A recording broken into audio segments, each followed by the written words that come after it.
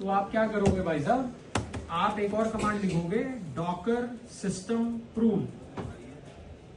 Sir ये किस चीज के लिए? ठीक है, ये सब चीजें अगर स्पेस कंज्यूम कर रहा हुआ तो बिल्ड कैश हटाने के लिए, लोकल वॉल्यूम हटाने के लिए।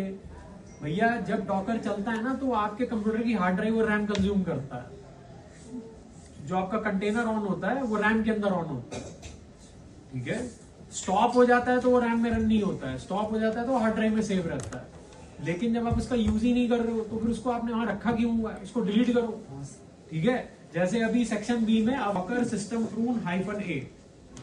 ठीक है, Docker system prune, Docker system prune -a। ठीक है, अब एक चीज याद रखना, ये हाइफन ए बड़ी डेंजरस चीज है भैया। अगर आपने गलती से यहाँ हाइफन ए लगा दिया तो ये क्या करेगा, सब कुछ उड़ा देगा। बिल्ड कैश पूरी डिलीट, लोकल वॉल्यूम पूरी डिलीट, कंटेनर सारे डिलीट, इमेजेस सब कुछ डिलीट। ए का मतलब ऑल, सब कुछ। ठीक है, लेकिन अगर आप सेलेक्टिव चीज रिमूव करना चाहते हो तो फिर प्रून के आगे आपको वो चीज टाइप देना पड़ेगा।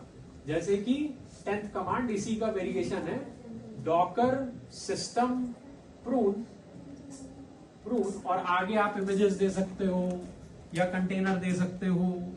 ठीक है, जैसे अभी देखिए, जैसे ही मैं कमांड रन करूंगा, खैर मेरे केस में तो खास फर्क पड़ेगा ही नहीं, आपके केस में भी नहीं पड़ेगा, बट जैसे ही मैं कमांड रन करूंगा देखिए क्या बोल रहा है ये कह रहा है warning, this will remove all stopped containers, all networks used by at least one container, all images without at least one container, all build cash, सब कुछ उड़ा देगा। ठीक है, लेकिन मेरे केस में कुछ फर्क ही नहीं पड़ेगा अगर मैं यस भी कर दूं, क्योंकि पहले से ही सब उड़ा हुआ है भाई, तो क्या ये हटाएगा ये। ठीक है, लेकिन अगर आप सेलेक्टिव चीज हटाना चाहते हो तो फिर प्रून के आगे आपको वो लिखना पड़ेगा। तो डॉकर सिस्टम प्रून, ठीक है, और आगे आपको लिखना पड़ेगा इमेजेस। ठीक है, सॉरी गाइस मैंने कुछ गलत लिख दिया है, तो आप कुछ मत करिए, आप सिंपली यहाँ पे लिख दीजिए डॉकर सिस्टम प्रून और इसके आगे आप हेल्प लिख दीजिए। ठीक है, वो दिखा देगा कि इसके आगे क्या क्या लिख सकते हो आप।